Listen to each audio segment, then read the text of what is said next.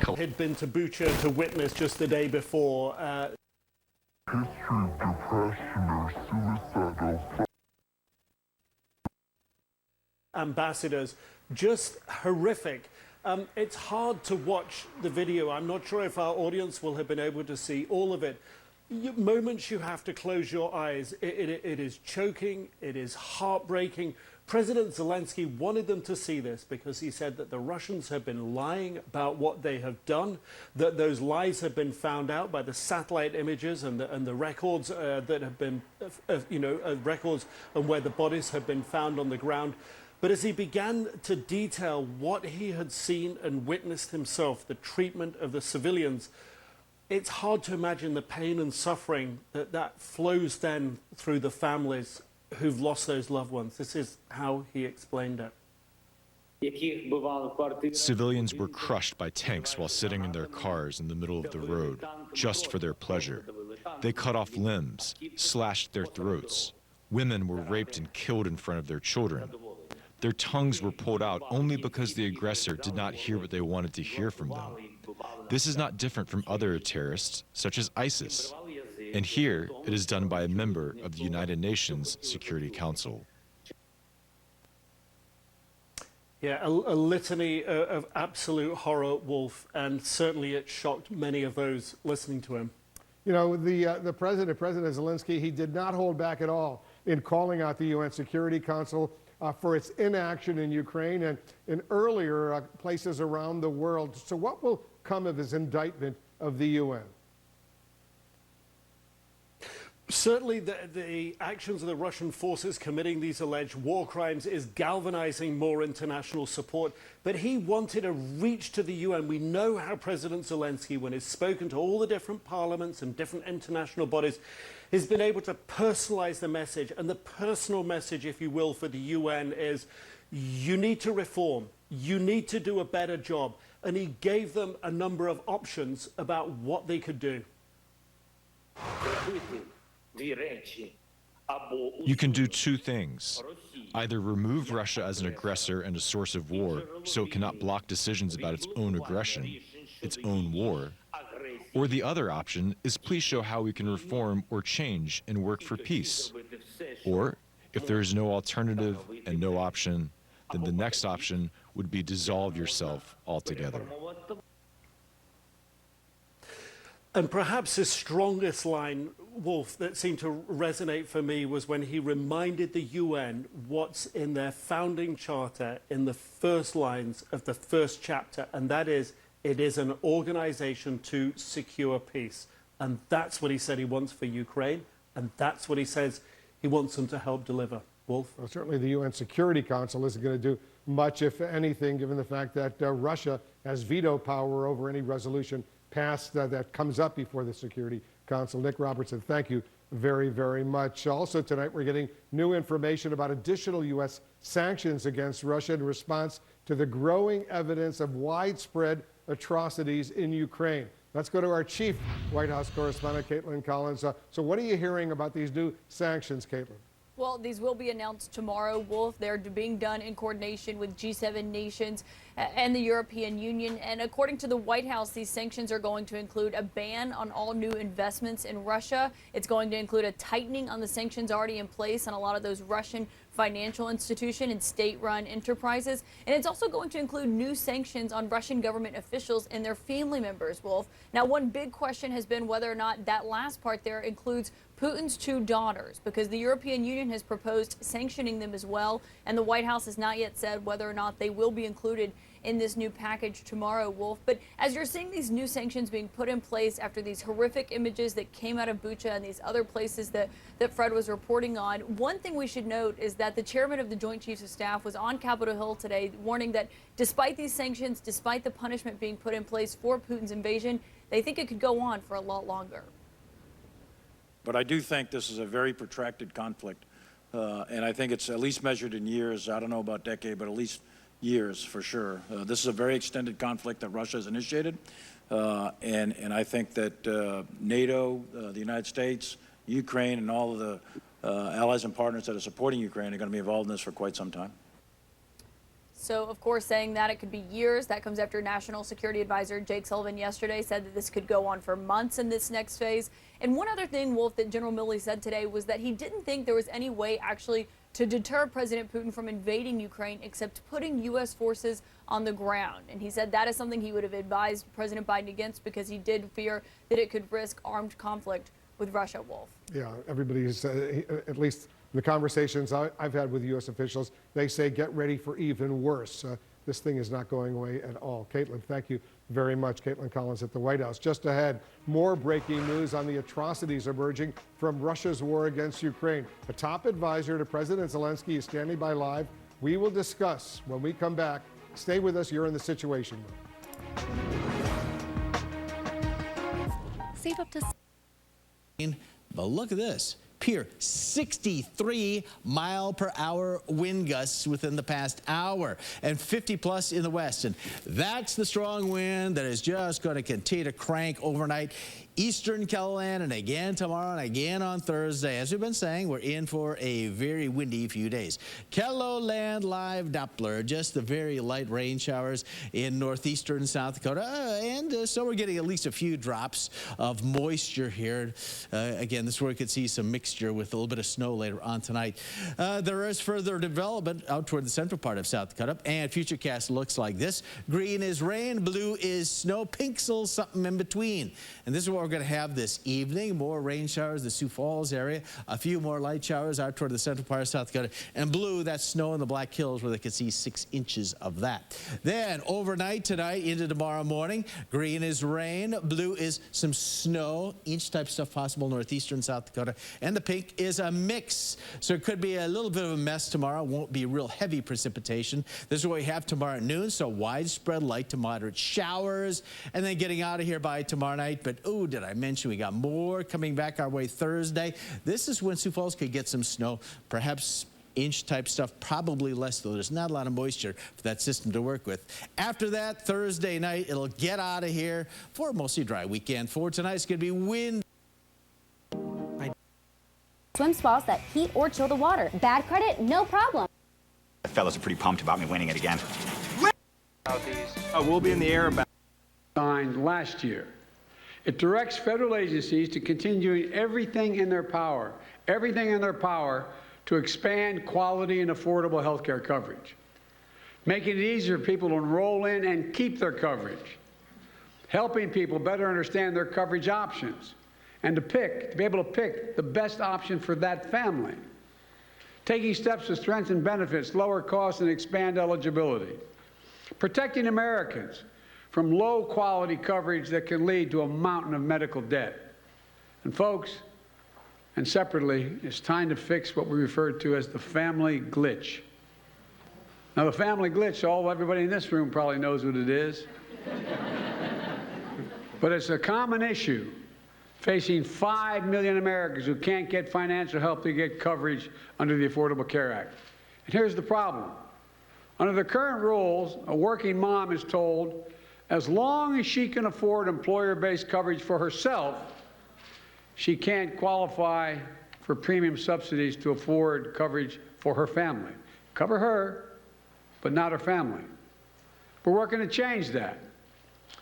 Once today's proposed rule is finalized, starting next year, working families in America will get the help they need to afford full family coverage. Everyone in the family.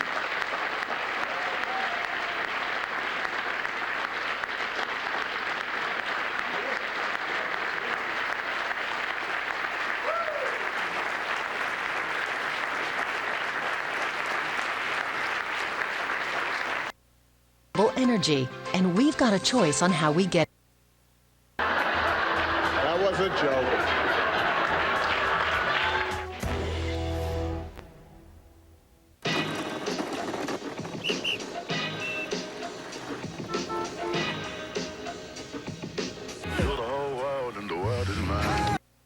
We'll see their coverage become more affordable. This is considered one of the biggest things my administration can do, lower cost and expand coverage. And we're taking steps today to get that done.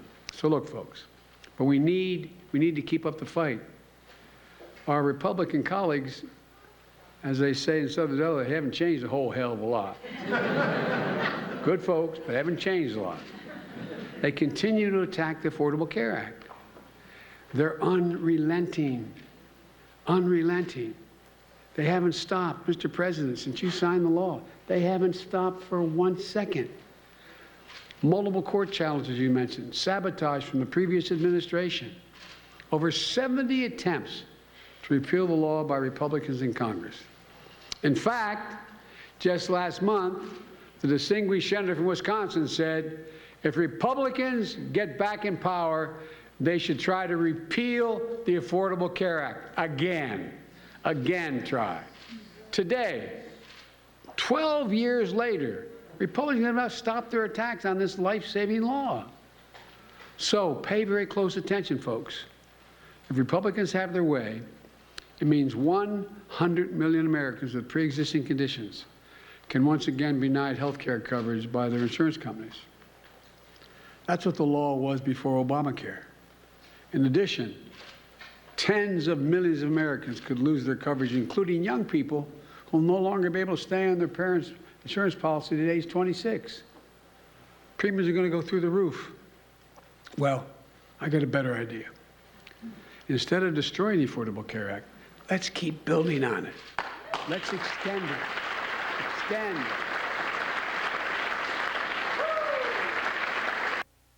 Man arrested. Police say more than 100 shots were fired during that incident, which caused a chaotic scene, as you can imagine, downtown. They are investigating whether the shooting is connected to a street fight that broke out just before gunfire erupted. The Oklahoma House has given final legislative approval to a bill that would make performing any abortion a felony, punishable by up to 10 years in prison. The Republican-controlled House voted 70-14 to send the bill to Republican Governor Kevin Stitt, who has previously said he would sign any anti-abortion bill that comes to his desk.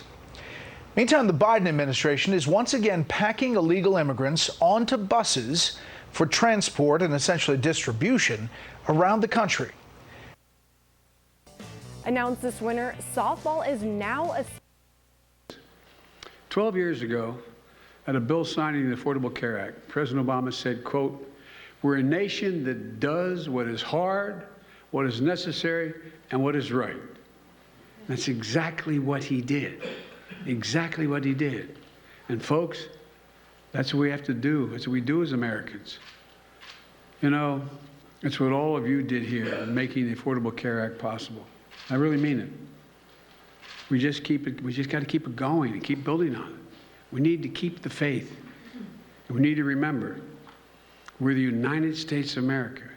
And there is simply, literally, nothing beyond our capacity when we're united and do it together. So God bless you all. May God protect our troops. And now I'm going to sign an executive order. And Barack, let me remind you, it's a hot mic.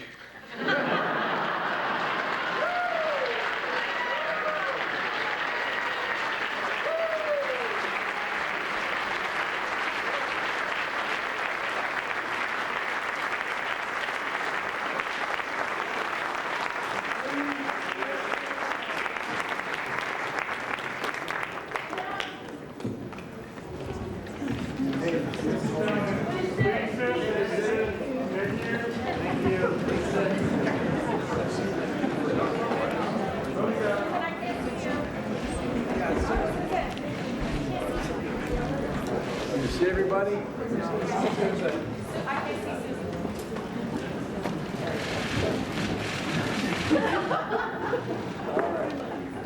I have to admit, one thing I haven't gotten down.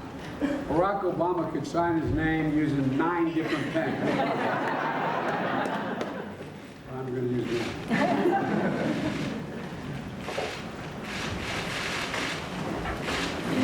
There you go.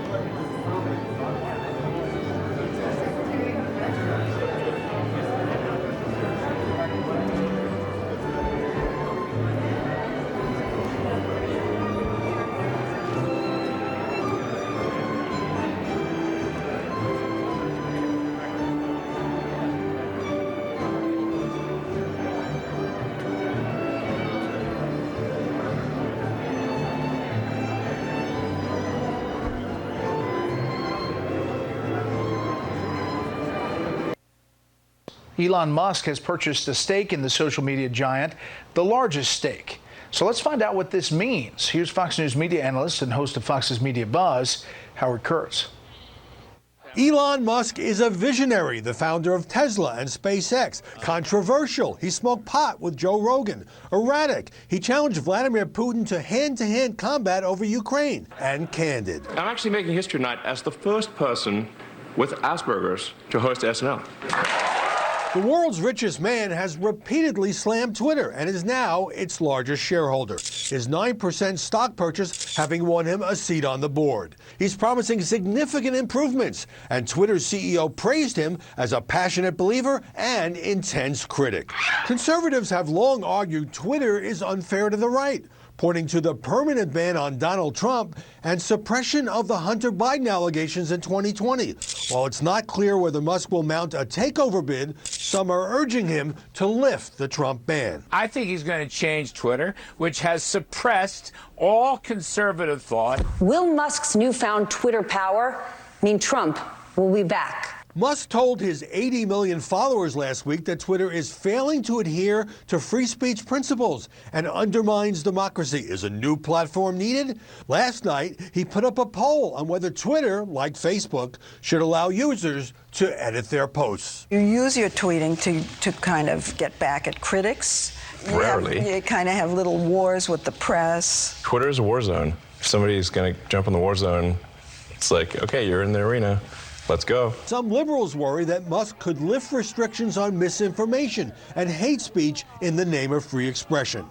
Musk settled fraud charges with the SEC 4 years ago after tweeting he could take Tesla private at $420 a share, which he claimed was a joke. Elon Musk talks about colonizing Mars, but if he transforms Twitter here on Earth, he'll have a huge impact. Twitter, with its 200 million users worldwide, is a powerful force in shaping media coverage. And the new sheriff has strong opinions about that. Brett? Howie, thanks.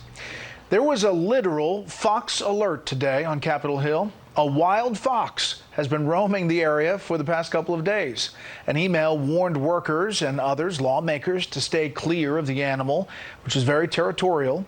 California Democratic Congressman Ami Bera reports he was nipped on the leg by that fox. The animal, however, was captured this afternoon in the parking garage next to Upper Russell Senate Park. Fox alert averted. Up next, America's military leader. Lit. You can see how funny that is. Or Obama imagining basically that he'd have to tell Biden over and over, stop copying me. And then, of course, the friendship bracelets, because they did seem to have a kinship. This was the Joe and Barack thing. This actually went pretty viral back in the day, maybe in a simpler time. Biden talked about that back in 2018. All those memes, they're basically true.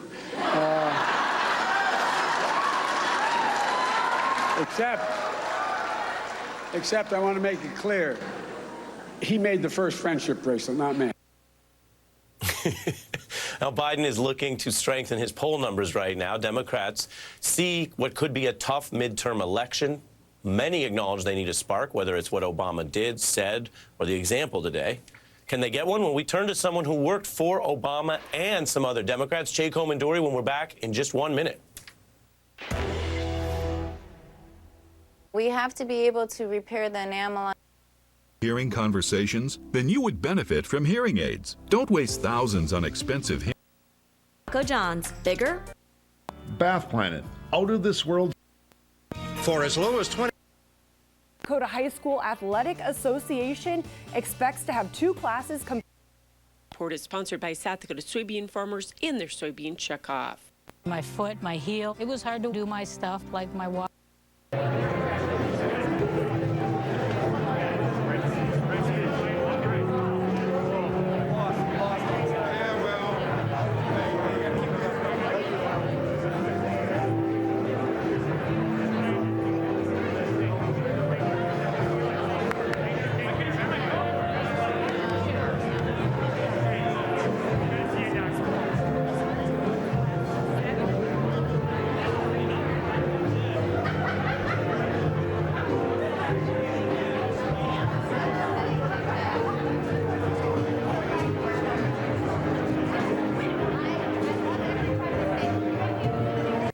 distant colors available. And look at Leaf Guard's facial wrap for added beauty.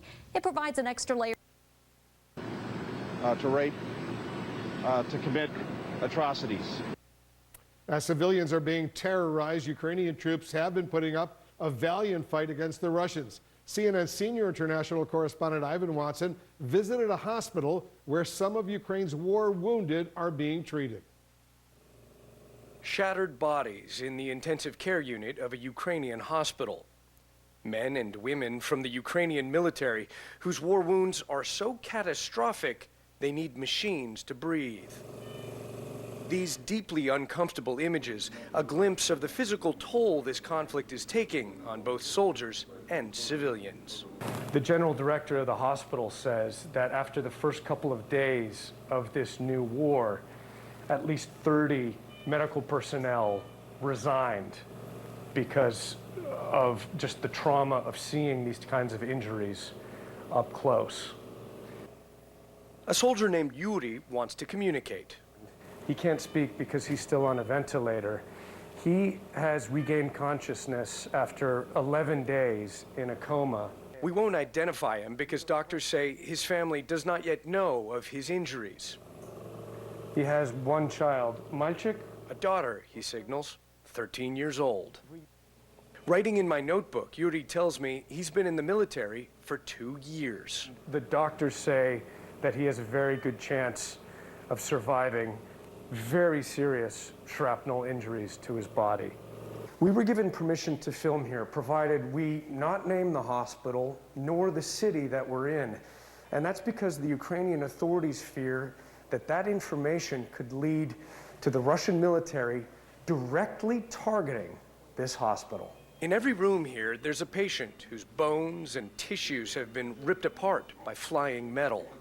Vladimir is a volunteer. He signed up on the second day of this war in 2022. This electrician turned volunteer soldier comes from the Russian-speaking city of Kharkiv. 3 days ago, a battle left him with 2 broken arms and wounds to the stomach. Vladimir says his sister lives in Russia and he no longer communicates with her. I asked why.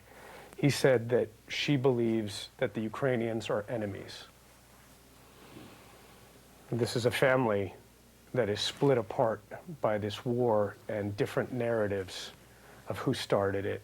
Vladimir and the soldier with a fresh amputation lying next to him both insist that only force can stop Russia's war on this country. Down the hall, I meet a young civilian, also horrifically wounded. 21. Dima is 21 years old. Where are you from?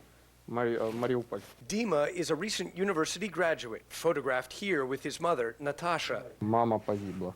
My mother died when this happened to me, he says, adding, I've cried it off already. I'm calmer now. He says on the night of March 9th, he and his mother were hiding in the bathroom of a 2-story house in the center of Mariupol when they heard warplanes overhead bombing the neighborhood. Mother and son were hiding in the bathroom shortly before 1 a.m., he says, when the bomb hit the house. When he woke up, his legs were gone. He never saw his mother again. During my visit, a friend gives Dima a phone. This is the first time he's seeing the building where he and his mother were sheltering when they were hit. Машина моей матери. The red car here that is destroyed in front of the ruined building was his mother's car. Of course I get angry. I get sad. I get depressed at times, but I can't lose my cool because those who did this to me, they probably want me to sit here crying and weeping. Don't let the silence in these halls fool you. There is deep, seething anger in this hospital at the country that launched this unprovoked war on Ukraine. Now, a California startup shows us the new meat alternative it thinks is key to fighting climate change. And heroic car rescue. How fast-thinking deputies pulled a man to safety from a burning car. This This is the CBS Evening News with Norah O'Donnell, reporting from the nation's capital. Good evening, and thank you for joining us on this Tuesday night. We have breaking news as we come on the air. We are tracking dangerous weather across the South, where there are more than 24 confirmed tornadoes. We will have the latest on that in just a minute. But we want to begin on the world stage and the clear message that leaders cannot and should not turn their eyes away from the gruesome atrocities happening in Ukraine. Today, President Zelenskyy made an impassioned plea to the United Nations to do more to stop Russian war crimes. Zelenskyy put the members of the UN Security Council on notice, saying unless they believe the time of international law is gone, they must act immediately. World leaders were left stunned, silent, as he shared stomach-churning footage of dead civilians and alleged women were raped in front of their families. Well, tonight, the Secretary of State called what happened in the city outside Kyiv a deliberate campaign to kill. And in a chilling new charge, America's UN ambassador alleged that tens of thousands of Ukrainians were captured and sent to filtration camps, reminiscent of Nazi death camps. We have a lot of news to get to tonight, starting with CBS's Weijia Jiang at the White House. Good evening, Weijia. Good evening to you, Nora. As those grave images pour out of Ukraine, its president is warning that this is only the beginning and that new evidence will soon surface that Russia is committing even more war crimes. He also had harsh words for the United Nations. You are right. He criticized them for failing to stop the violence. Before an audience of the world's top diplomats, Ukrainian President Volodymyr Zelenskyy called out the United Nations for having what he described as a broken system that has no power to stop the war. Are you ready to close the UN? If your answer is no, then you need to act immediately.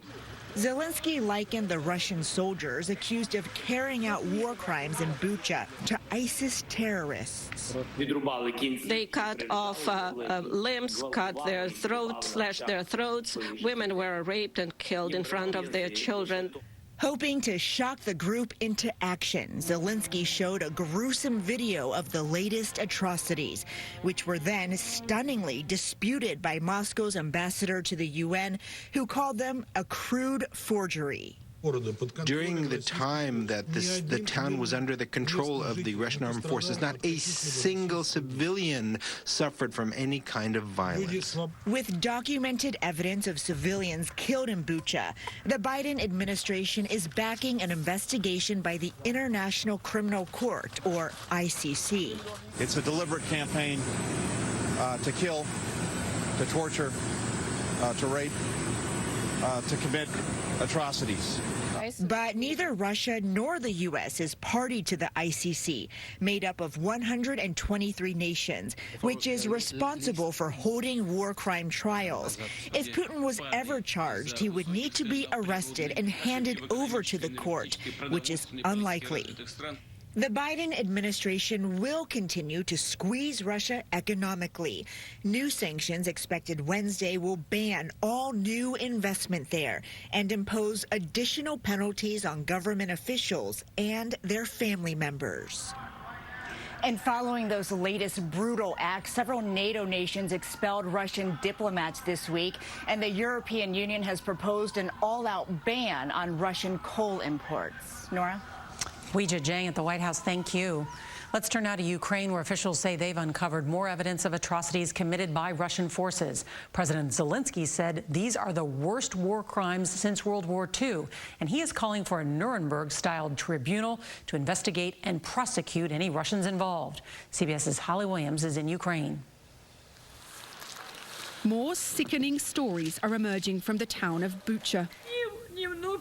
Tanya Nedashkivska said her husband Vasil was taken away by Russian troops, and she later found his body dumped at the bottom of a staircase. She buried him in the garden of their apartment building. Please, I'm begging you, she weeps, for all the wives and mothers, make peace so no one ever grieves again. While Russia claims these scenes in Bucha, including civilians apparently executed, were somehow faked. This satellite image appears to show bodies littering the street in the town on the 19th of March, when it was occupied by Russian forces. And witnesses have detailed and compelling stories. This man describes the Russian troops shooting people as if they were on safari. They were all drunk, he says. They were walking around saying, "We have orders to kill you." But Ukraine says Bucha is just the tip of the iceberg, and the city of Mariupol may have experienced even worse horrors. They can't be counted yet because it's still under siege, with around 100,000 people thought to be trapped. A Red Cross evacuation convoy had to turn back today after being detained by Russian forces. Some are still making it out, including 10-year-old Milan and his sister Ilona, who we found sitting silently in an evacuation center, apparently shell-shocked. My heart stopped every time there was an explosion, Milan told us. I was crying constantly and dragging my parents to the basement. For Ukrainians, the slaughter of their own people is heart-rending, enraging, and fueling the fight to protect their homeland and their freedom, whatever the cost. We were given rare access to a Ukrainian military hospital where they treat soldiers wounded on the front line. We can't show their faces for security reasons. Igor told us he was injured in a firefight with the Russians. He's a father of 4 children. When I see kids being killed, they aren't guilty of anything, he told us. Russia should be isolated, and I want Putin dead. NATO's Secretary General said today that Russia will likely launch a new offensive in the coming weeks, targeting Ukraine's eastern region. Nora. Holly Williams with that reporting in Ukraine. Thank you. Let's turn now to some breaking news back here at home as millions of Americans are in the path of a dangerous storm system. Not only European peace and stability, but global peace and stability that my parents and a generation of Americans fought so hard to defend. And James Longman joins us again tonight from the Ukrainian capital. And James, President Zelenskyy, we all heard today warning what the world is seeing in Bucha is likely just the beginning, saying there will be atrocities just like these revealed as Russians withdraw from more parts of Ukraine.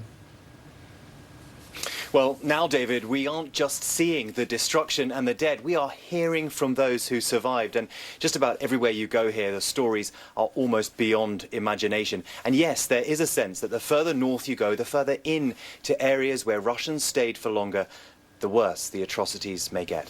David. James Longman leading us off from Kyiv again tonight. James, thank you. And we have learned that President Biden will issue a new round of sanctions tomorrow, the Biden administration working with U.S. allies. Let's get right to our senior White House correspondent, Mary Bruce, live at the White House tonight. And Mary, what do we know so far about the sanctions and who the U.S. hopes to target this time?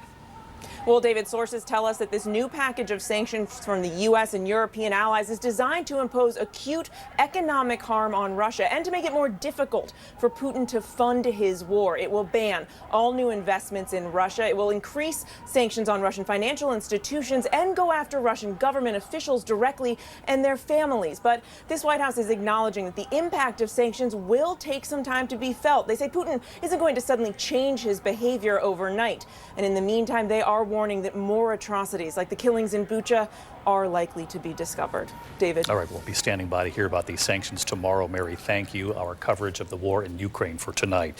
In the meantime, we move on here this evening to the tornado emergency playing out as we're on the air tonight. Warnings and watches from Florida to the Carolinas. Already tonight, at least 6 confirmed tornadoes in Texas and Mississippi. The images tonight, the damage before dawn. This is Johnson County, Texas. A suspected tornado blowing across a parking lot in Newton, Mississippi. The tornado emergency in South Carolina. And look at this, at Auburn University in Alabama, students were told to shelter in place for a time. It's been a dangerous day again. That system on the move, as I mentioned, Florida to the Carolinas now in the coming hours. And then over the next 24 hours, Washington, D.C., Philly, New York. So we'll time this out for you. But first, Steve Osunsami with the images. He's in the storm zone in Atlanta. Families across the South are getting the urgent storm alerts this evening. Flash floods, tornadoes, and dangerous winds. Tornado behind Arnold. There was a tornado emergency in South Carolina today. At an office east of Jackson, Mississippi, they had a camera recording when this reported tornado passed them by. And at Auburn University in Alabama, they sent students to this shelter during a frightening moment in the storm. Cannot stress how important it is that you take action right now. Even the leafy fairways of the Masters had to be evacuated because it wasn't safe. The threat of severe weather cut today's practice round short at the legendary golf tournament. A family south of Fort Worth, Texas, is counting their blessings tonight. Their father rushed to this trailer and rescued his 17-year-old daughter right before a tornado sent it flying. By the time we were trying to get to the house, it had rolled over both me and him. Outside Tyler, Texas, a man died in the storm after a tree crashed into his home.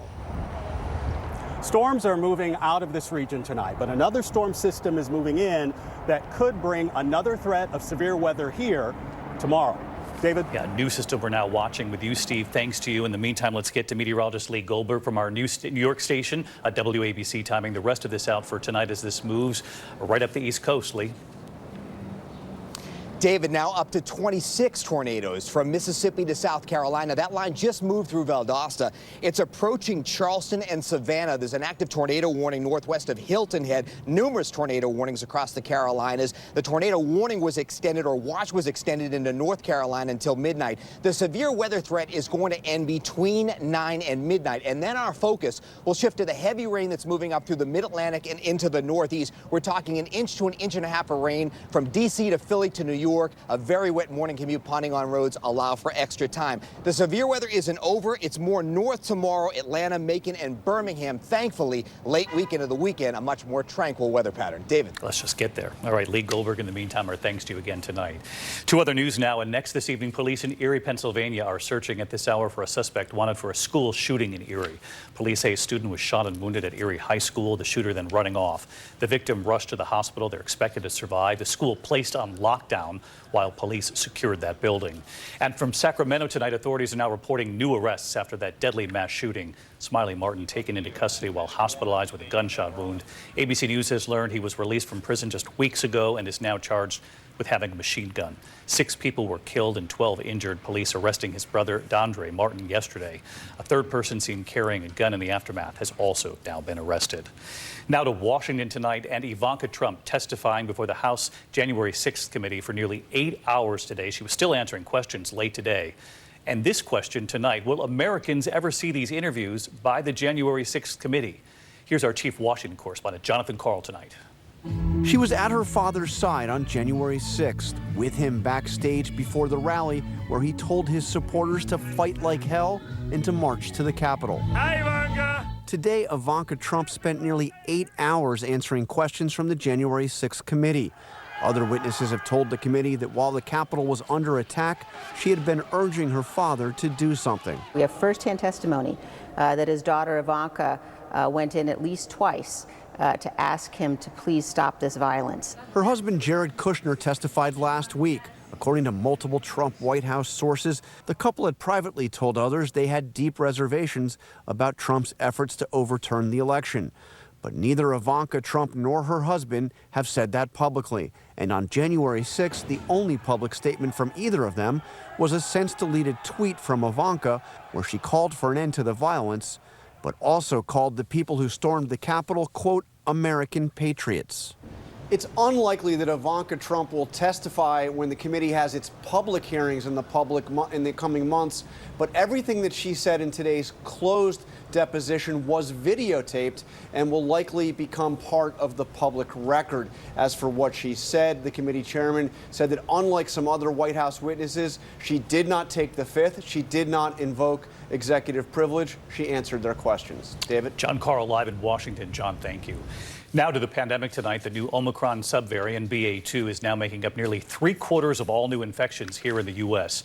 Today, CDC Director Dr. Rochelle Walensky encouraging people 50 and older with underlying conditions and everyone 65 and older to get the new booster shot. She also said they may need another shot in the fall. The White House today announcing the creation of a task force on long COVID or prolonged illness from COVID-19. We're also tracking overseas tonight China's largest city, Shanghai, extending its lockdown to the entire city. New images showing workers distributing groceries to some of the 26 million residents currently confined to their homes there. And there is anger growing over reports that city is separating COVID-infected children from their parents. When we come back here tonight, the break in the unsolved case of the I-65 killer in this country, what authorities have now revealed today. And then later here tonight, what Tiger Woods revealed about the Masters. That are moving in here to this community. You know, that's a question. That's a hard question. And I don't think I would be the only one having some difficulty with this. But as far as what I would offer or I would suggest is going to locations that have already, or taking into consideration locations that have already come up with those types of solutions. For example, you know, we have wedge and corridor solutions that, you know, are in Maryland in very, very small areas. I do believe affordable housing does have a place, but I believe more than anything that we need to look at housing that's affordable, and we need to make sure that we go vertical, of course, and probably utilize some multi-use development as well as compact development. There has been a lot of discussion too about the Sioux metro area, Sioux Metro serving the area better, especially if that affordable housing is possibly further away from jobs and resources. Are there any thoughts that you perhaps would bring to the table that would increase that resource or allow more people to use Sioux area metro, or just continue to commute in what is a growing city here? Yes. As far as what they're doing right now, I mean, I think they're really pulling out all the stops to try and find a solution. So I appreciate that. But the one thing that I think we should all consider is possibly getting the community more engaged and start proposing more use of the metro, and that could potentially help. And you can do that in several ways. And a lot of times you have influential people, maybe they have podcasts, maybe they have radio stations, whatever, and you can, you know, get them to put a plug in for metro use. And I think that would be just one small way to help. And perhaps a final question for you, is city leadership doing enough right now to support a diversified community, or could we be doing more to incorporate more voices and more faces that represent Sioux Falls? Wow. Again, community engagement. I think that because of this massive influx that is coming into Sioux Falls, we should do a better job at welcoming people in and introducing ourselves to one another. You know, the other day at the Rotary meeting, I mentioned that we should just, you know, have another jazz fest and just have everybody that's moved in and everybody meet each other. I think the big thing is removing any type of barrier or any type of misunderstanding, and, you know, get in there and welcome people into the community and get people active in the community, get them involved. Sometimes when people come here, they don't know where to start, and, you know, we could start with welcoming committees, we could start with, you know, festivals or, you know, welcoming parties. We could do that as well, and it would really get the community engaged. Bobby Andera, candidate for Sioux Falls' at-large A seat on the City Council. Thank you so much for joining us. Thank you, Sam. And we are speaking with the other two candidates running for the at-large A seat on the City Council. Incumbent Janet Brecky joining us tomorrow at 6:30, and we will speak with Sarah Cole. We formally spoke with Sarah Cole last week. You can watch that interview over on DakotaNewsNow.com. We'll be right back. To being the former president's daughter and senior advisor, she really has a unique perspective on the events of January 6th because she was physically inside the White House in close proximity to her father and at several key meetings. In the original request from the committee to Ivanka, lawmakers laid out some of the things they wanted to talk to her about. For example, they revealed that other witnesses have testified that she was present for a conversation between her father and then Vice President Mike Pence. This was part of the pressure campaign that the vice president was facing. They said they want to ask her what she heard in that conversation. They also want to know about any efforts to encourage the former president to go out and quell the violence. They said they want to know, why didn't he use the briefing room? They also want to know about that taped statement from the Rose Garden, and also specifically want to ask her about the former president's, quote, mental state in the days following January 6th. Now, her appearance today, Wolf, was virtual. Many witnesses have appeared virtually before the committee, including just last week. Her husband, Jared Kushner, also appeared virtually and voluntarily. Lawmakers have said that he provided some helpful information, even though he, unlike his wife, was not in the country on January 6th. Paula, do you anticipate the Select Committee will also ask the former Vice President Mike Pence to appear? It's not looking likely. The chairman of the committee, Benny Thompson, told reporters yesterday that it's not going to be necessary to subpoena the former vice president because they've learned pretty much everything they're going to learn from other witnesses. But two committee sources tell CNN that they've not taken this option potentially off the table. But another source tells us that the vice president's team has not been informed either way if this is going to happen. So still an outstanding question, but seemingly increasingly unlikely. Yeah, several of the former vice president's aides already have testified openly and fully. Paula Reed, thank you very much for that report. Just ahead, Tiger Woods appears to be on the verge of an improbable return to competitive golf. Deadly. Plain aspirin could be hurting your stomach. Is now Twitter's top shareholder, the CEO of Tesla, joining Twitter's board of directors with a more than a 9% stake in the company. He promises to push for changes now, not saying what those changes will be made. And former President Obama making his first return to the White House since leaving office. President Biden, Vice President Harris right there. The former president and the current president celebrating the expansion of the Affordable Care Act, of course, which they worked on together during the Obama administration. There was also a little roasting. Thank you. Vice President Biden, Vice President. That was a joke.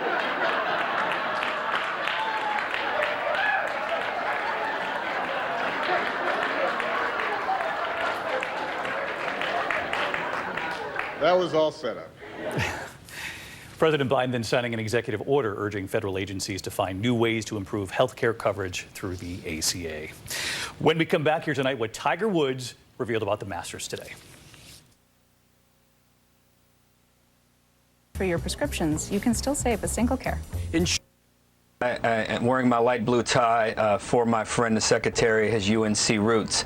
I agree largely with what Secretary Bennett has said. I do think the White House and the team, the Democrats ought to think about a different defense budget, perhaps more dollars, but certainly more targeted towards where and what we need to be thinking about. I'm reassured that General Milley is a part of that team helping to think about these things. But I think the thrust of what Secretary Bennett and even what I heard in General Milley's comments were we need to be doing more and we need to think about what those consequences are. We know their nuclear capacity and nuclear weaponry capacity, rather. We know the economic harm and trouble they can cause Russia, that is, in Europe, in Western Europe. And are we willing to accept those consequences? I happen to think we're closer to saying yes to that question than we were a week ago. Certainly the imagery that we see pounded day in and day out on our network and other networks reminds Americans what's at stake here, and for that matter, the human toll that's being imposed on the Ukrainian people. Where I hope General Milley is wrong, I hope we're not in this for a long time, although he knows a lot more than I do, and I would imagine those of us on this panel. So I tend to have to, surprisingly, or I should say reluctantly, agree with him. Josh, one of the things President Zelenskyy said he was worried about when I talked to him Friday in that interview was he was worried that the West is going to lose its focus, that it's going to not care anymore, that the chapter is going to close on Ukraine, and that Russia is going to dig in, fortify itself around some big places, and just wait out the Western support of Ukraine and then move in again. That's clearly a concern of Zelensky's. And when you see him speaking to the United Nations, we've seen him speaking to different parliaments across the Western world. He has used the tool of moral suasion, sometimes even shaming his audience to say, hey, this is your moral responsibility to intervene. We need more help. In fact, today he even said the United Nations should dissolve itself if they weren't able to do more or act in the face of all these horrific war crimes being perpetrated against the Ukrainian people. And when it comes to I think there's an indirect message against the Biden administration, calling on the White House to do more. As Bill was sort of saying, you don't hear the Biden White House declaring that the Ukrainians are going to win the war, even as the Russians are retreating. And Jen Psaki at the briefing today even said, quote, "It's not in our interests to be in a war with Russia," almost saying we're not going to escalate and help the Ukrainians more militarily.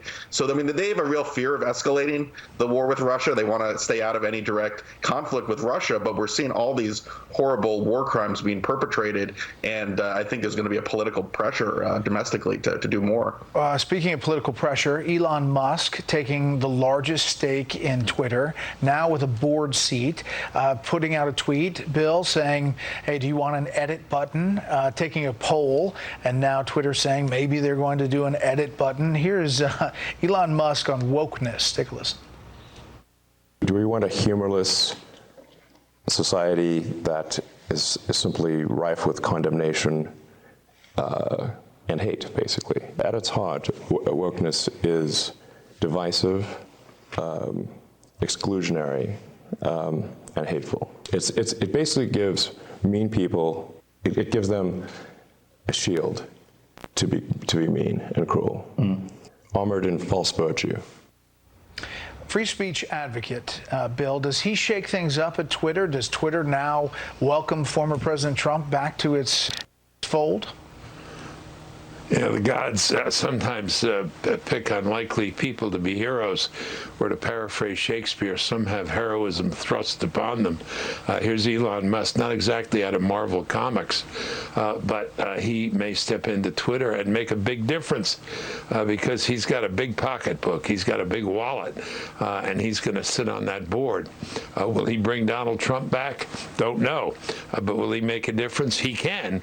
And my sense of the guy is he's not only changed the auto industry, for heaven's sake, he may change the communications and First Amendment environment as well. Harold, quickly, what do you think? I would just add to Secretary Bennett, he also is the perpetrator and instigator of our space program. And you think about some of the advancements we will make in communications and other places, largely will be because of that program he has there. Look, the markets will determine, Brett, how far he's able to go there because Twitter's a publicly traded company. But I can understand why they want him on the board. You think there's a political future for Elon Musk, Josh? I hope that he has a political impact on Twitter, and it's nice to see the free market dictate Twitter's policies. There's been a lot of conservative talk about having the government regulate the social media platforms. It's good to see the free market actually work out, and hopefully well in this case. All right, panel, thanks so much. I've got to make way. Allergies don't have to be scary. Spraying Flonase Sunday afternoon.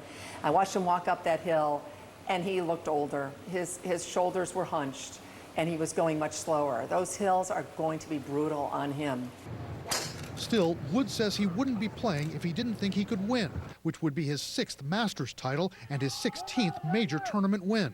Can he pull it off? I don't expect him to win, but again, I'm done doubting Tiger Woods. I've done it too many times, and I've been forced to eat my words way too many times.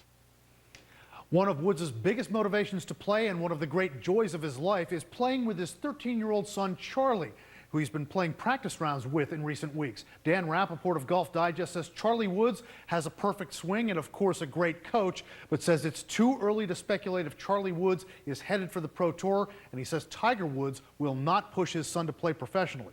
But watch out for Charlie Woods, Wolf. Yeah, I'm sure he's going to be pretty good as well. Sure, a lot of people are going to be watching. Absolutely. In the coming days. Good report. Thanks very much, Brian Todd, for that. And thanks to our viewers for watching. I'll be back in half an hour on a new streaming service, CNN Plus, with my new show called The Newscast. Aaron Burdett, our friend, starts right now.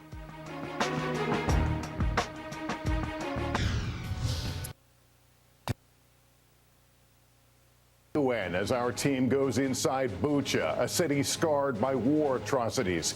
Our cameras inside the Kyiv suburb where images of bodies in the streets and mass graves have stunned the world. A survivor telling our Richard Engel she witnessed Russian soldiers execute her husband and destroy their home. President Zelenskyy accusing Russia of the most terrible war crimes since World War II. What he demanded today from the UN Security Council. Also tonight, dangerous storms on the move in the south. Several reported tornadoes touching down. Al Roker is tracking it. 2 more arrests in the deadly mass shooting investigation in Sacramento. 1 man charged with having a machine gun. Ivanka Trump testifying before the January 6th committee what they hope to learn about what, if anything, she did to stop the attack. Barack Obama's return, what brought him back to the White House today for the first time since leaving office. The fleecing of America, COVID relief money used for luxury homes, Ferraris, and private flights, why many may never face justice. And Tiger Woods, a little more than a year after his near-fatal crash, goes for his 6th green jacket at the Masters. This is NBC Nightly News with Lester Holt. Good evening. All the denials in the world cannot ease or diminish the impact of the disturbing images we're about to show you and what they tell us about the terror inflicted on the town of Bucha, Ukraine, and who did it. The bodies, the blood-stained streets, a bullet-riddled car displaying a white flag, a child placing items on a freshly dug grave. Tonight, journalists, including our own Richard Engel, are on the ground answering the call the moment demands, bearing witness to brutality and injustice, writing fresh pages to a history we thought belonged to another century. The world's outrage has so far been no match for Russia's cruelty. Ukraine's President Zelenskyy speaking to the UN Security Council today, asking that Russia be held accountable and describing the atrocities in Bucha in horrifying detail. But no more graphic than what survivors and eyewitnesses are describing to Richard directly. Here's his report, and once again, let me remind you, the images are highly disturbing. To enter Bucha now, you have to drive past a graveyard of Russian tanks. Ukrainian troops kicked the Russians out of this Kyiv suburb and once again are in charge. But for 5 weeks, Russian soldiers occupied Bucha, destroyed much of it, and imposed a reign of terror. Today, residents were coming out of hiding. In front of their building, Valentina and her friend said Russian soldiers went apartment to apartment, mostly searching for men. They were breaking open doors with axes and sledgehammers, she says. If you talked back, they shot you. She wanted to show me something behind the building.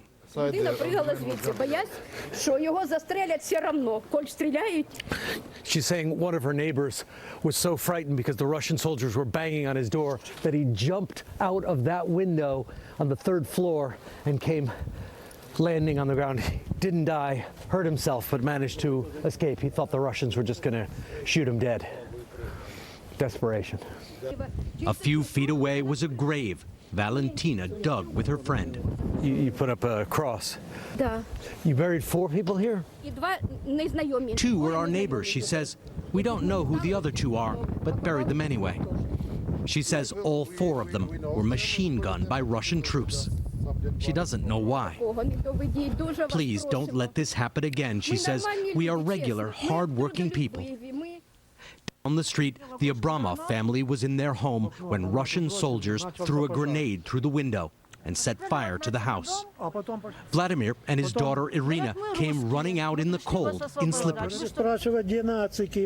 They started to ask, where are the Nazis? Give us their addresses, he says.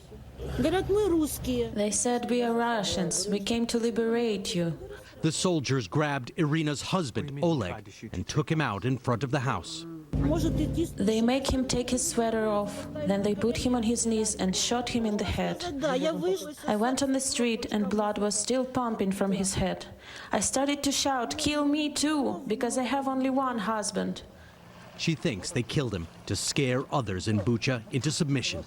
He was facing in this direction? Yes. And this part of his head, I still see the blood there. Oleg was a welder. Irina says he never served in the military because of his bad back. When Oleg's killers left, it was very cold, and they took his sweater with them. I always thought that they were our brothers. I'm half Russian myself. Ukrainian troops estimate hundreds of civilians were murdered in Bucha. they are still finding bodies after a wanton disregard for human life here that even in war is a crime. Richard, it is also difficult to watch and to hear those stories. You were telling us this is a very different kind of war zone than you've seen before. In war, unfortunately, death and destruction are very common. But what was different here is that these soldiers felt confident enough to go from house to house, killing people in front of fellow Russian soldiers. And they were also parroting back this dehumanizing propaganda that is being put out by Russian state media. And that is very disturbing. It is. Richard, thank you. With those horrifying images in mind, President Zelenskyy tried to shock the consciences of the world leaders today at the UN Security Council. Andrea Mitchell is in Brussels. They killed entire families, adults and children, and they tried to burn the bodies. President Zelenskyy today presenting evidence to the world of those Russian atrocities in Bucha. They cut off limbs, slashed their throats. Women were raped and killed in front of their children. He provided the UN with a graphic video to rebut Russia's denials of war crimes, scolding the UN for not carrying out its stated mission of peace and security because of Russia's veto power at the Security Council.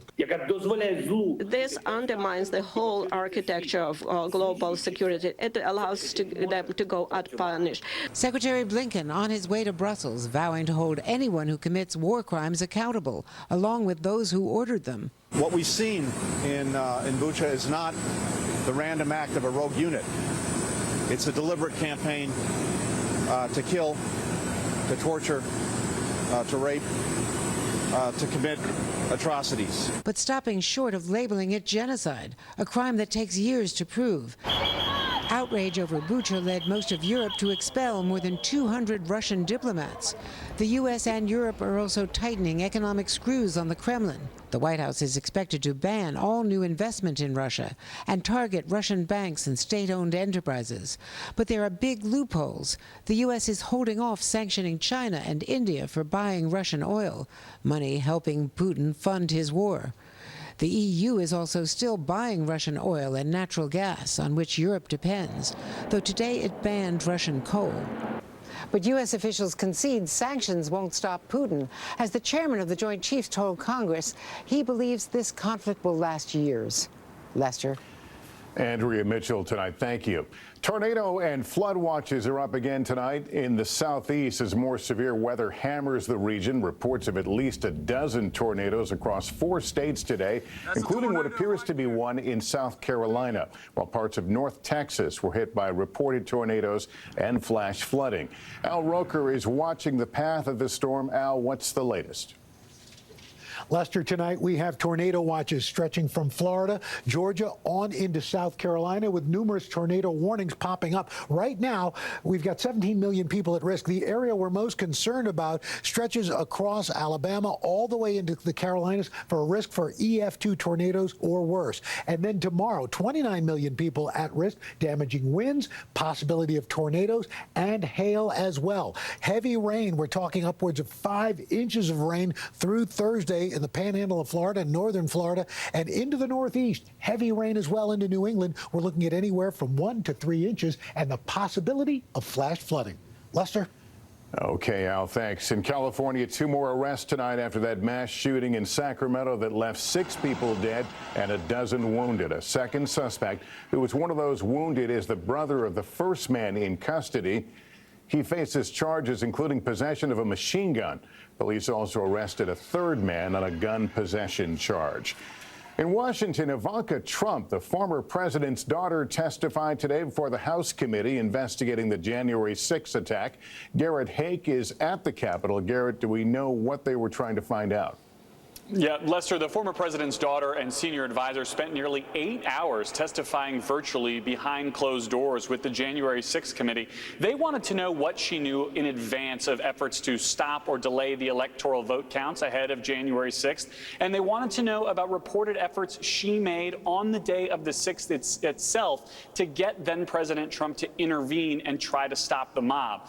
Like this afternoon, I had a chance to talk to committee chairman Benny Thompson, who told me Ms. Trump did answer questions and did not invoke executive privilege. But other than that, she wasn't exceptionally chatty.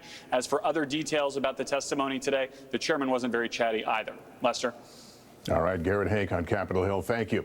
Now to another former president making headlines, Barack Obama with his first visit to the White House in 5 years, promoting both an extension of Obamacare as well as President Biden and Democrats who face sagging polls ahead of the midterms. Peter Alexander is there.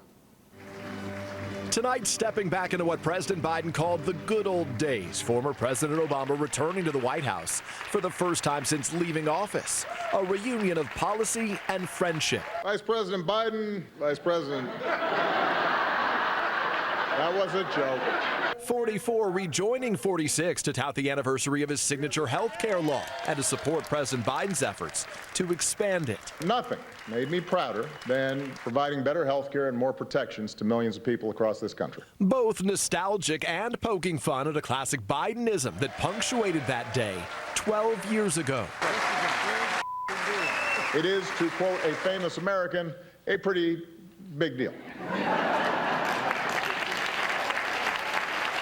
Barack, let me remind you, it's a hot mic.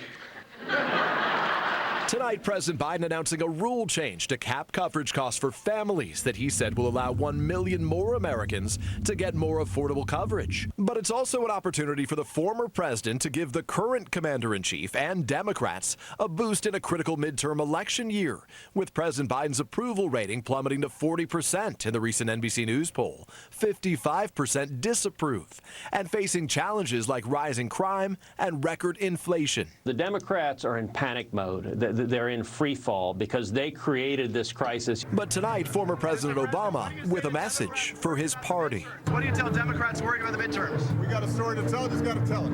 Tonight, Obama aides say he's had President Biden's back on major issues throughout his presidency and that he'll be active in support of Democrats leading into the midterms this fall. Lester? Okay, Peter, thank you. In 60 seconds, from luxury cars to homes to private jets, lavish spending with COVID relief money, scamming your tax dollars in our series, The Fleecing of America. Geared toward training realtors, rental property owners, managers, and staff on the Fair Housing Act to prevent discrimination. Failure to abide by the Fair Housing Act could result in fines at a minimum of $10,000. Denise Hanslick of the South Dakota Multi-Housing Association says the Fair Housing Act applies to every part of housing, something not all property and rental owners are aware of. The things that you don't think of, even on the marketing side, your social media marketing, Fair Housing applies to that. So making sure that you're covered and protecting everybody the whole way through the process is regulated by Fair Housing. The next education session will be held tomorrow in Huron, and you can find the full schedule of sessions on your Dakota News Now app. In Aberdeen, Sarah Parkin, Dakota News Now. The wind made its way back to much of the Dakota News Now viewing area. Can we expect more of the same as we continue on this week? Phil will let us know right after this. Of dollars in COVID fraud, taxpayer money used to pay for luxury items. But as Ken Delanian reports, many offenders may never see justice. Tonight, authorities call it an astonishing haul. Luxury homes, private jet flights, $100,000 Ferrari. All bought, they say, by people who scammed taxpayer money set aside for COVID relief. $1 trillion in government programs designed to keep struggling businesses afloat during the pandemic. The money that's being stolen, yes, it's being converted into Lamborghinis, Ferraris, Bentleys, and Aston Martins. And to support high-flying lifestyles. This Instagram influencer allegedly used COVID relief money to book a private flight to LA, where authorities claim she spent more than $5,000 at this hotel and then brazenly bragged about it on social media. Court records say she intends to plead guilty. Despite billions lost, the Justice Department says just 178 people have been convicted so far. Watchdogs say the fraud could reach $160 billion. Haywood Talcove, the CEO of LexisNexis Risk Solutions, tracks fraud for state agencies. He says even the most brazen lies went unchecked, with the government not requiring banks to independently verify loans. They were told not to. They were told to get those loans out and suspend processes. How long do you think it does to do a check on a business or a person? It takes about 3 milliseconds to do a person, and it takes about a second to do a business. One fraudster who applied for government help claimed he was running a farm with 10 employees out of this single-family home. That was enough to get him $150,000. He got caught, but law enforcement officials tell us most people who stole COVID relief money will probably get away with it. Juan Antonio Gonzalez is the acting U.S. attorney in Miami who prosecuted that case. To figure that out, what did investigators have to do? Well, once you looked at the paperwork and once you saw what it was, all it took was a drive to the farm to see there was no farm. Just a single-family home in the middle of Miami. Exactly. Weren't there due diligence checks made? Well, there's supposed to be due diligence checks made, and obviously not all of them were done. The program, which ended last May, saved millions of real jobs. But prosecutors say alleged criminals kept it from helping even more. Ken Delanian, NBC News, Miami. We've got more to tell you about up next. Tiger Woods on his Masters comeback and why the fabled chorus will be more greater will to fight. At the same time, Madam Ambassador, Russia continues to have a seat on the UN Security Council. They're a permanent member. As long as they are a permanent member, does the UN have the teeth to make whatever resolutions it passes felt by the Russian leadership? They are a permanent member of the Security Council. That we cannot change, but we can isolate them in that position, and we have. We've succeeded in isolating them. We've isolated them in the Security Council. You may have heard the speeches today. Not a single country spoke without speaking of the horror that they are seeing happening in Ukraine and calling for the Russians to cease their unconscionable war on the Ukrainian people.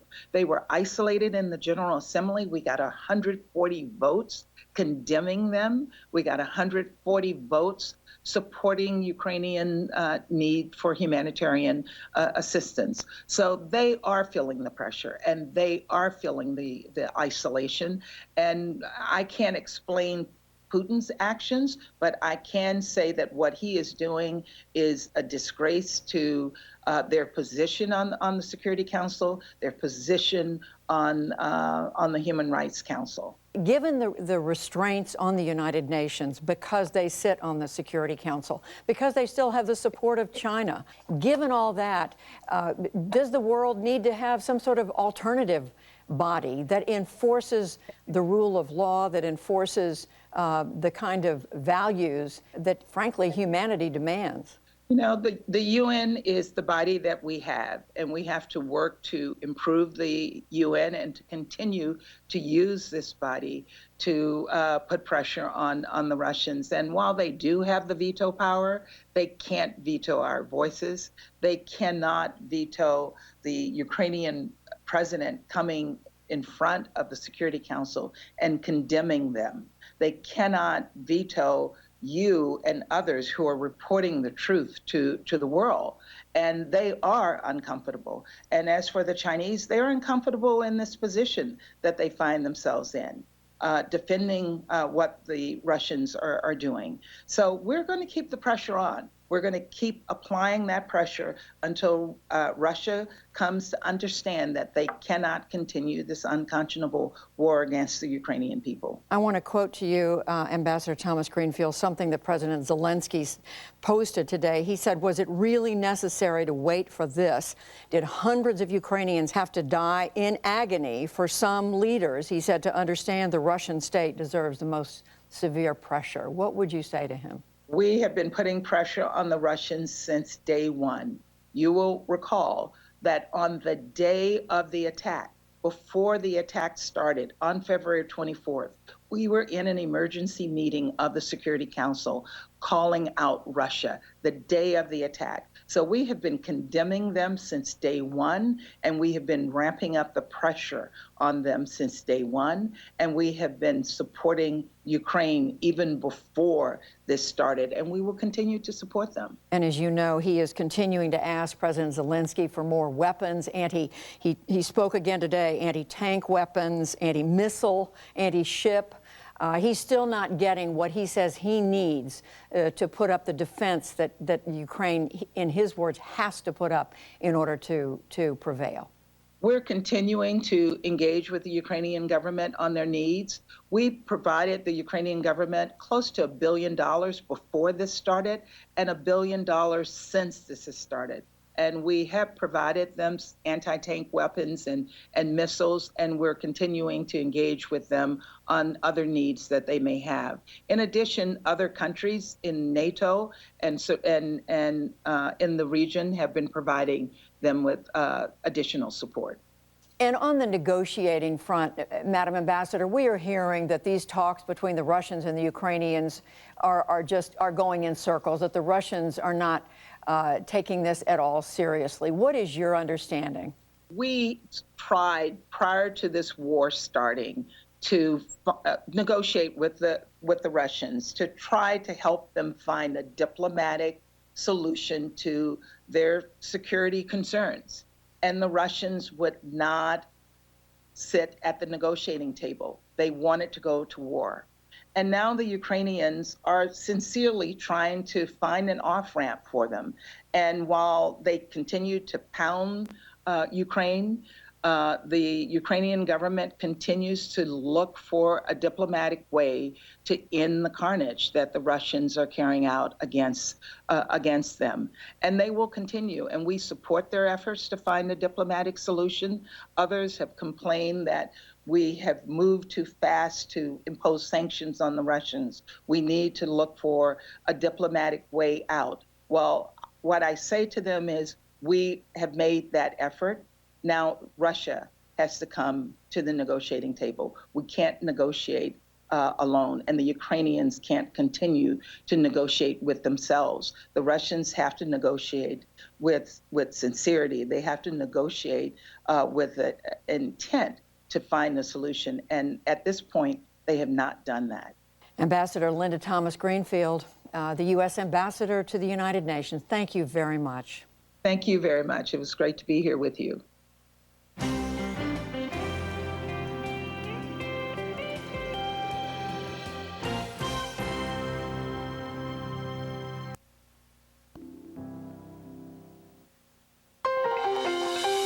Welcome back. We're about 45 days away from the end of Title 42 and a flood unlike any other of illegal immigrants across the southern border. That's on top of the record numbers already happening.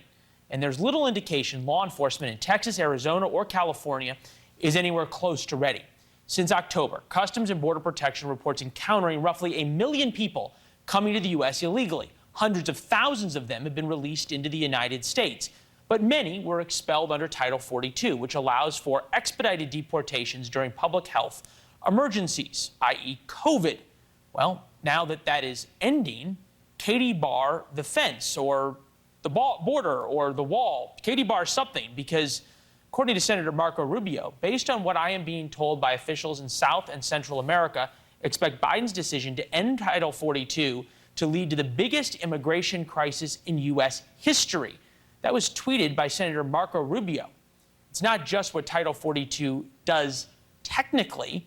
According to the good senator, it's what migrants think getting rid of Title 42 means. Pretty simply, the more people who come across the border, the more Border Patrol spends processing, the more time they spend processing all those folks who simply turn themselves in, the video we always show you. That means the more gotaways. This isn't an estimate. It's people seen on sensors or from helicopters that the Border Patrol knows got away, and they simply didn't have the manpower to chase them down. That has been 300,000 since October 1st, or roughly the population of Pittsburgh that got away. They too are anywhere they want in the United States. Then there are the unknown gotaways, the people who were truly missed. They often end up in car chases with the Texas Highway Patrol and Texas Rangers, who try to plug the ever-growing holes in the southern border. Lieutenant Chris Oliveris of the Texas Department of Public Safety with us now. Lieutenant, good to see you. We said there's little indication that law enforcement is ready for the end of Title 42. Given what we think is going to happen, what you think is going to happen, is it possible to be ready? Well, I mean, I can tell you right now, leading the state of Texas, we're prepared. We're taking a proactive approach. We've expanded border operations ever since last year. Even when you came down, we are more heavily involved with border operations. When we started Operation Lone Star, which was initiated by Governor Abbott back in March of 2021, we had deployed 500 plus troopers to the border. Right now, we're at 1,500 plus troopers, Texas Rangers, investigators, intel specialists, Marine and air assets, as well as thousands of National Guard that have been deployed to the border. So we are taking a proactive approach to any type of mass migration that we might see, because, of course, we do not want to see what we saw back in September with the Haitian incident in Del Rio. So we are well prepared. We have plenty of assets. We have plenty of manpower, technology, and infrastructure to stop or prevent any type of mass migration that may take place, where we're seeing thousands and thousands that are coming across daily. At some level, though, there's a limited number of Texas Rangers and Highway Patrol and AirSats and the like. The more people who come across, the more people who get away, right? Because all of you folks are tied up. Right. And you brought up a good point right now when you were talking about the gotaways. And I think that's one thing that we kind of lose focus on, and the American public are not aware of when we talk about gotaways. Over 300,000 since the fiscal year, as you see right there, October 1st, 62,000 alone in the month of March. So these are all known gotaways. What we mean by that is these are people or individuals that have been picked up on a camera, a sensor, or even agents that are out on the field, you know, looking for a foot sign, which is shoot tracks. And I'll bring up something I want to share with you and the viewers here. These are some of the tactics that we're seeing right now with some of these illegal immigrants that are coming across. We talk about gotaways.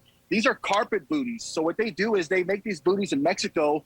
They're provided to the illegal immigrants, those that are trying to avoid detection, and they put them on their shoes to avoid leaving any shoe tracks. So again, this is a great example. We talk about gotaways and those that go undetected without setting off any sensors, any cameras, or leaving any type of shoe track. So there's thousands more that are getting by that we do not know who's in our country right now. And it's all because of these type of tactics right here that we're seeing along our southern border.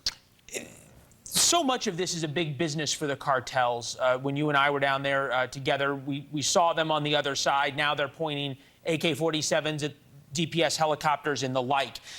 Are you all seeing through your intelligence a ramp up of the cartels marketing to illegal immigrants ahead of Title 42? Are they using this to sell their services?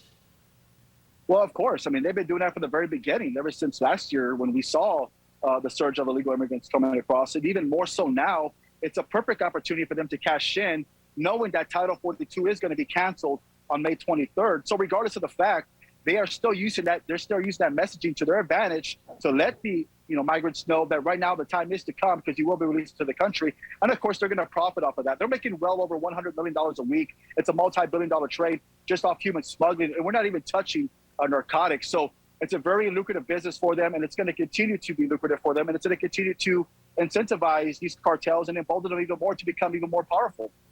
Yeah, you make a good point that the richer they get, the more emboldened they get, and the more they have to protect. Lieutenant, it's always good to see you. Thank you. I know we're going to be talking a lot more, sadly, as this ramps up and the numbers continue to grow. Good to see you. A burden, but with balance of process for counting votes. Okay, but Tim, this is what Donald Trump said, and this was an interview that he did with historians last summer. And in the clip, he's talking about a deal that he says he struck with South Korea's president to cover more of the country's defense. Here's what he said. We had a deal. He was going to pay $5 billion. $5 billion a year. But when I didn't win the election, he had to be the happiest. He didn't win the election, and he knows it. Your thoughts, Tim? Donald Trump has been lying about deals and his own track record for 60 of his 70-plus years. He's lying now. He's not to be taken at face value on anything he says about the outcome of the election or anything that led up to it or occurred after it. Yeah, and he knows he lost, which is that's and he knows he consciousness lost. of guilt. Of course he did, which is why he knew he was lying. Exactly. Peter Strzok, Tim O'Brien, thank you both very much. Still ahead, President Obama returns to the White House after a 5-year absence to celebrate the success of the Affordable Care Act, also known as Obamacare, because as President Biden put it so memorably, it's a big effing deal. We'll be right back.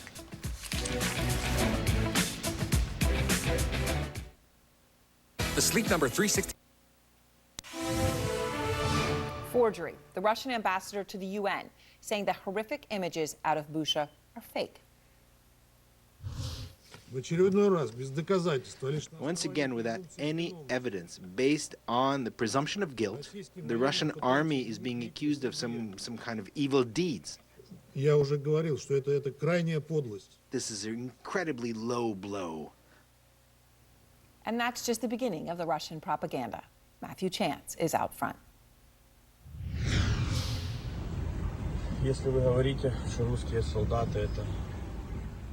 If you think Russian soldiers are humans, he says, just look at this. The shocked words of a Ukrainian driver recording these appalling scenes on the road into Bucha.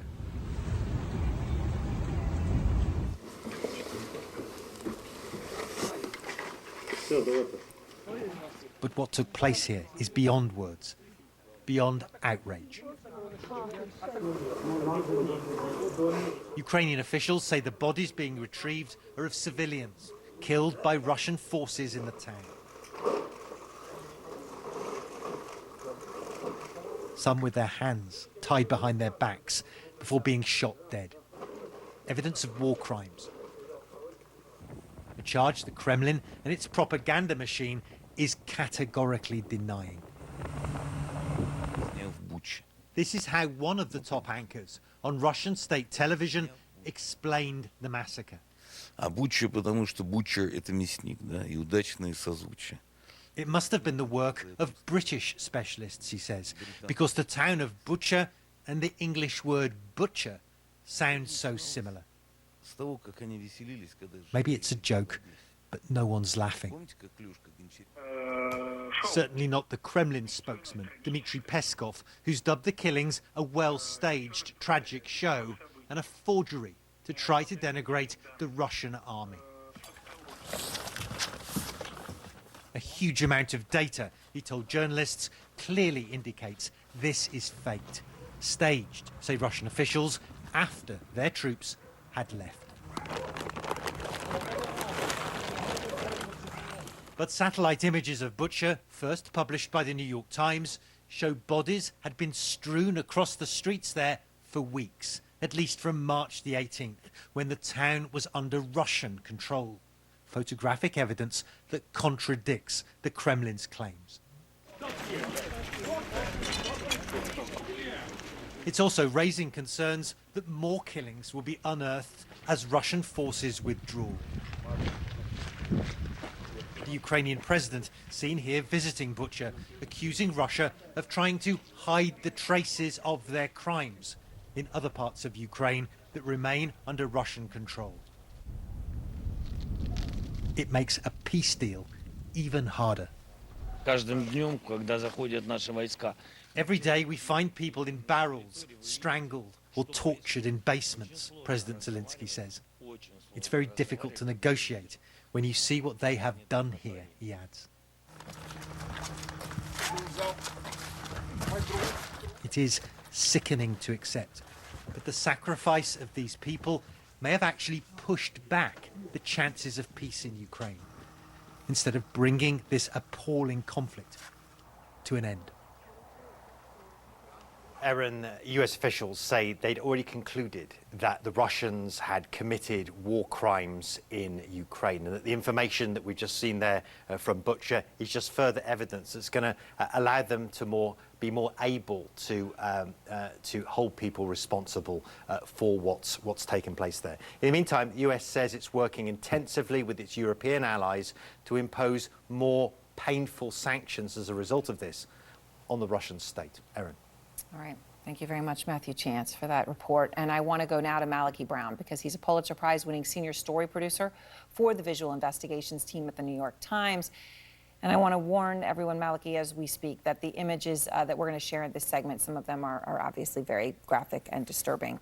But it is important because they are the reality that is being denied by the Russians to the world and to their 150 million citizens. So, Malachi, I want to show some of the satellite images from Maxar, the satellite company. These are taken in mid-March, okay? I'm going to show that, and I'm going to show video in Bucha from Friday. So in each case, what you're looking at your screen, everyone, are the same locations, exact same locations, and objects, like a bicycle near an intersection, Also, Maliki, what appear to be multiple bodies lying in various parts of the street. Again, the satellite images showing these things are from mid-March. Right? The Russians are alleging the Ukrainians did this as the Russians were leaving this past Friday. So this shows the reality, Maliki. What else can you determine when you go through all of these satellite images, as you have done so extensively? What else can you determine? Well, our process for that is really to fact-check the Russian statement. There was a confidence to it. They didn't feel like they had to launch an investigation, and their rebuttal was very, very, very firm. And although, journalists couldn't get in there to document what was happening, or citizens, satellites are passing it every day and taking images if it's not cloudy. And so that's what we did, We looked at the position, as you said, and the orientation of the bodies on the streets, and they matched up perfectly. They didn't move. They lay there in the same position for weeks, day after day. Those images captured them in the same position. And we know that Russia was in control of the town at that time. Today, we've just published new imagery. It's video footage, this time of a cyclist approaching that same intersection. And you see a convoy of Russian military vehicles. So we now know they were positioned along that street where a dozen or more bodies were found. And as the cyclist turns the corner, two artillery vehicles opened fire, one of them apparently into the path of the cyclist, and a plume of smoke comes from that position. And by zooming in on the aerial footage, capturing that moment, you can see the cyclist's clothes, and then weeks later there's horrific video of what appears to be the same person, the same clothes, in that position, lying beside a bicycle, feet away from where the Russian tanks opened fire. So this is further evidence that absolutely rebuts Russia's claims that this is manufactured evidence and that they weren't there. Those bodies didn't appear while they were in the area. All right, so I just want to be clear on a couple of things you just said. One, you're talking about the bodies that had been there for weeks, and not just there, right, but oriented the way they were. When the journalists first went in and took the pictures, right, you sort of had a body in front of each house. Everyone may remember that. Some with the hands tied behind the backs, right? So you're saying that you could actually check even the orientation of those bodies. None of that changed.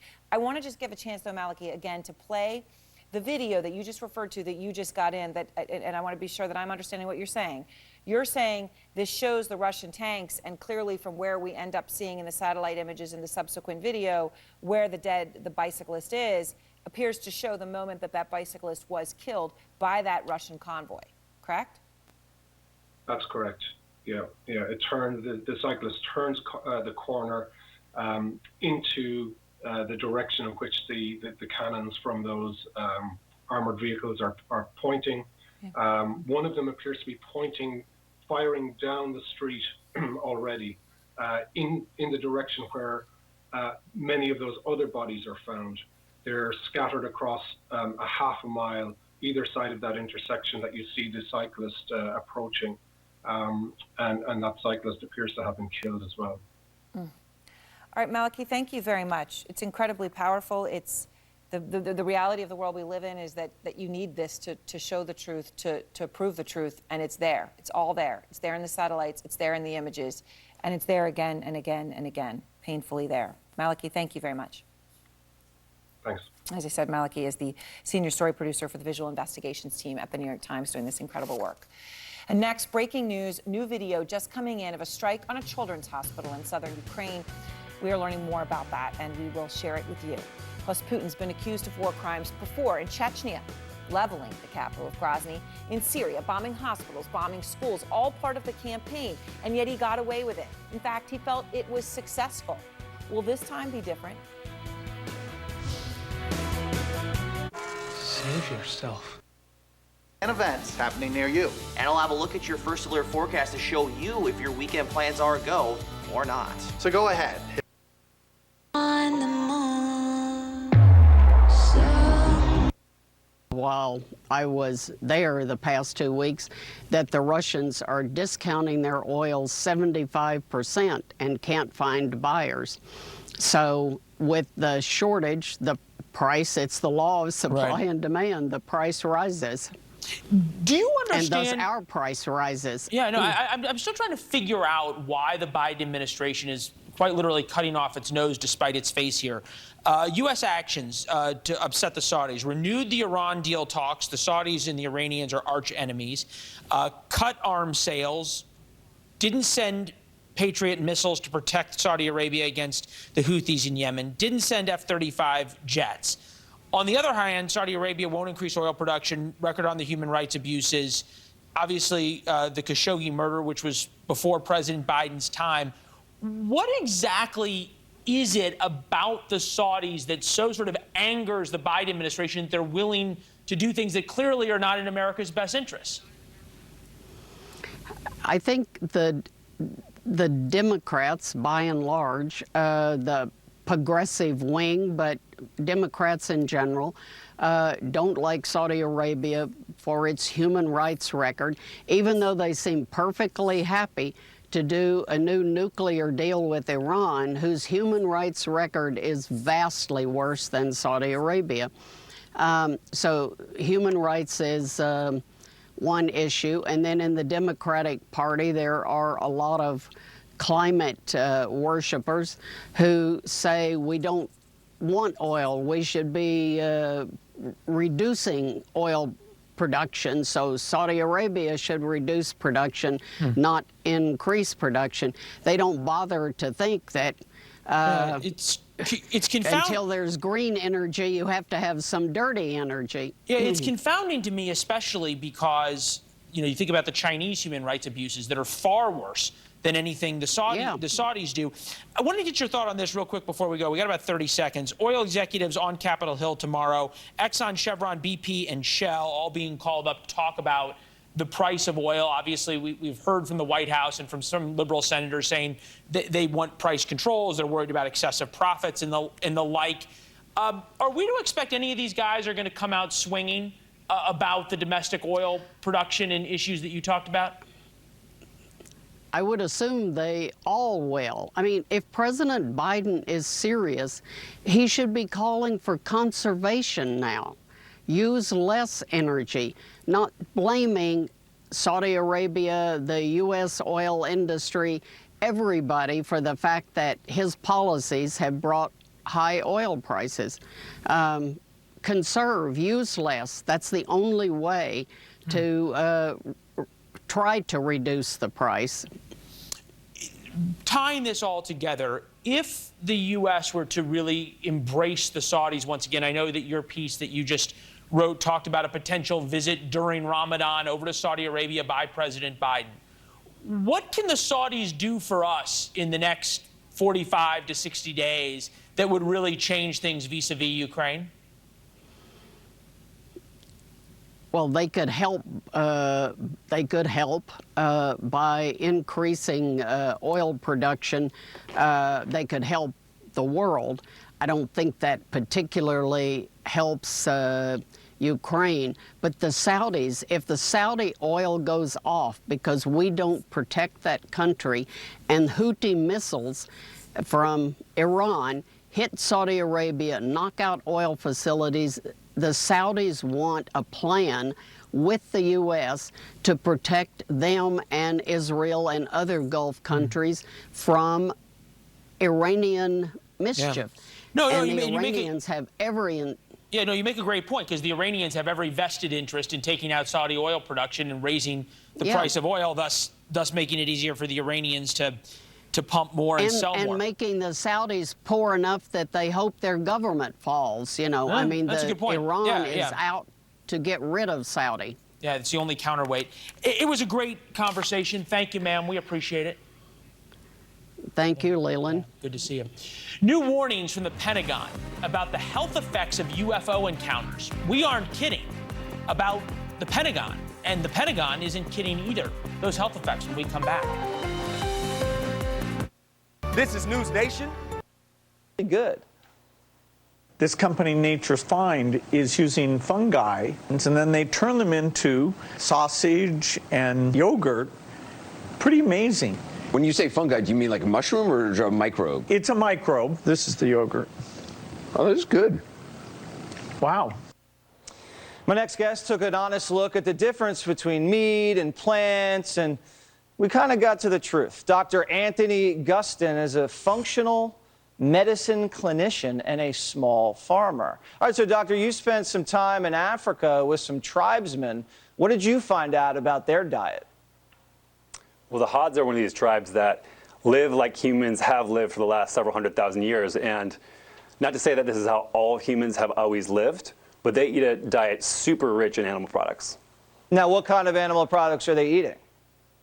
They would prefer as large of game as humanly possible. Their territory used to include what you'd see basically in the Lion King or a safari, and now it's limited to a very small subset because of the farmers that are flanking them and the government that's pushed their lands away. But we hunted with them. I embedded with the tribe for about 8 days, and we hunted a baboon, a genet cat, and a bunch of other small game. You ate baboon. Did you eat it raw, or I hope you cooked it over some flame? We ate everything over fire, so they cook everything, but the liver is first. This is one of the things that we don't ever do anymore as a society. Maybe your grandma ate like this, but organs first. Organs are the most nutritious part of pretty much any single diet. Any human food is high organ meat, and that's what they did. Liver first, always. I've heard that. I'm not there yet, but I'm getting there. How did you feel after eating that kind of food and living that lifestyle? Did you feel healthier? Yeah, it was great. I've eaten similar to the way that the Hods have eaten for the last 5 or 6 years personally. So it wasn't a change for me, but yeah, it felt amazing. So if you're eating processed food and you're sitting around all day, that's why you're obese, that's why you get diabetes and you feel sick and unhealthy and depressed. You're saying if the American people can live a lifestyle like they live out in the wild and eat things like people have been eating for millions of years, you will actually be healthier. Is that right? Yeah, I mean, let's not romanticize living a hunter-gatherer. That's impossible in today's day and age. But if you look at it, if I go outside and see a squirrel that is 3 times the size of another squirrel, is coughing, limping, dying early of chronic disease, we would ask, what is wrong with the situation? And that's what we're facing with Western diets, is that our environment is making us super sick and fat. And so 70% of Americans are overweight or obese, 50% have a chronic disease, only 12% of us are metabolically healthy.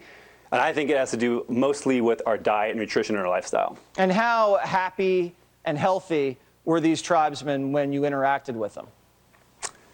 Again, it was 8 days. I don't think they were faking it. And they were the happiest people that I've been around in my entire life. And really? Of course, it's more than just nutrition, very tight social bonds. They're interacting with nature a bunch. They only work for a couple hours a day. There's a lot of variables, of course. So not to simplify to make it only about nutrition, but there are so many ways that we don't live like humans that these Hods of tribe members still do. So they're still in touch with their humanity in ways that we aren't. That's interesting. All right, doctor, thank you so much for that report. Thanks, Jesse. I will be ordering liver next time I go out to dinner. Turning now to a Fox News alert. Fake. Stelter's days at CNN could be numbered. Last week, we told you that following the poor launch of the network's streaming service, CNN Plus, employees were bracing for layoffs. And now it looks like Stelter and his show might be the first ones on the chopping block, with sources saying at a recent Discovery Board meeting, the largest shareholder, John Malone, referred to CNN's Brian Stelter as a cancer and a Zucker henchman that has a failing show. What do you... Protecting our rights and our future. Once a week, so it can fit into your busy... The next education session will be held tomorrow in Huron, and you can find the full schedule of sessions on your Dakota News Now app. In Aberdeen, Sarah Parkin, Dakota News Now. Doctors at the Sanford Heart Hospital had a special visitor today. Dr. Pavel Bushman is a cardiologist from Poland. He held a presentation for Sanford executives and even did some teaching for residency students. Sanford Medical Director Dr. Tom Stish says they hope to collaborate more with Dr. Bushman on research and bringing new technology to South Dakota. Advancements in medicine are made through collaboration and research. It is the best experts in the world that get together and frequently come up with new ways to treat patients. But everybody has some new thoughts or new developments, new ideas, and sharing those ideas improve the system in the world. Officials say visits like this one were more common before COVID, but they're hoping to bring them back on a more consistent basis. March Madness has officially come to an end, and so has Mash Madness in downtown Sioux Falls. The winner of this year's competition is Covert Artisan Ales for their Say Cheese Sour Ale. It is a beer version of a strawberry cheesecake. It will be available until supplies last. Severance Brewing finished in second place, followed by Remedy Brewing. Nearly 11,000 people cast at least one vote for a beer on the Downtown Sioux Falls app. It allows people to come into places that they wouldn't necessarily come into all of the time, to try different styles of beers that they wouldn't necessarily try, and just to, you know, experience the different breweries. We've seen a lot of new folks come in this year because of Mash Madness, and it's just expanding our clientele, and I'm sure it's doing the same for other breweries as well. This year's Mash Madness shattered previous records, including more than 5,300 beers sold last month. We'll be right back. Keep up with all the current news on your schedule with the Dakota News Now app. News. Sign up and save at mybeautypoints.com. Dark web, it's just like the regular internet, only it allows you to... When they are no longer here, and yesterday, the immense, vast yesterday when they were here. And so my life, as I see it now, is demarcated by one line, the yesterday when my mother was with me, and now when she is not. I think you realize that when you lose your mother, no matter how old you are, you're suddenly a child. You feel like an orphan. And so I went back to the blank page, which is the only safe space for me. It's the only space I have control over. And I guess I learned that by just putting one word after another. The beauty is that we're all going to lose our parents. And in this sense, death is the truest thing that we have, because it's the one thing that we're all heading towards. And when language can lift the veil, we can see each other. My mother never really understood my vocation and my work. She couldn't read. It perplexed her. You know, why would all these folks come to hear your sad poems? You know, but when she came to my reading, she started to see how my language landed in other people's bodies. And after a while, she started to position her seat to look at the audience. And then she came to me one day, she said, I get it. People's faces change when they're listening to your lectures, to words. My mother taught me that you can look at something and people and scenarios endlessly and still find something new. Just because you have seen it does not mean you have known it.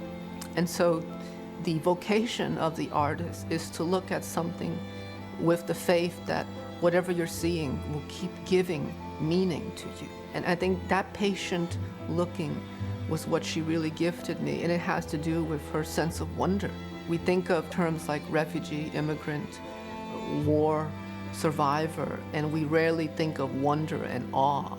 But I think when it comes to families and being raised by folks who are survivors, they keep wonder and awe closest to their chest. And I learned so much from my mother's joy in response to the world and the life she lived. And I think that informs my artistic practice. My name is Ocean Vuong, and this is my brief but spectacular take on reclaiming language to center wonder and joy. So moving, and on our website you can see our 2016 interview with Ocean Vuong when he released his debut volume of poetry, Night Sky with Exit Wounds. It pays tribute to his family's oral tradition and connection to the Vietnam War. All that and more is at pbs.org/newshour. And that's the NewsHour for tonight. I'm Judy Woodruff. Join us online and again here tomorrow evening. For all of us at the PBS NewsHour, thank you. Please stay safe, and we'll see you soon. Major funding for the PBS NewsHour has been provided by architect, beekeeper, an anti-threat. We have got to set the pace for saying that whenever Putin leaves the country, whenever he is accessible, he could be arrested. The only thing that he understands is strength. For these atrocities in Bucha and for Mariupol, for the crimes not yet revealed. A successful prosecution for war crimes could lead to decades, even lifetime in prison. A former ICC prosecutor told me that even if there's an indictment, the hardest part will be getting Putin and senior members of the Russian government physically into a courtroom. Yeah. Erin? Absolutely. All right, David, thank you. And next, Tiger Woods, poised to play in the Masters. After that serious car crash last year left many wondering if he'd ever walk again. This is Roundup Weed and Grass Killer with Sure Shot Wand. This stuff works. This stuff works down to the root, so weeds don't come back. This stuff works without hurting your back. This stuff... Positive. A good, affirmative, constructive quality. Than your bipolar one. Important because with a few simple words and a smile, we can brighten someone's day and lift them up. So let's all come together as a community and make a difference in someone's day. So remember, stay positive, be kind, and think Subaru.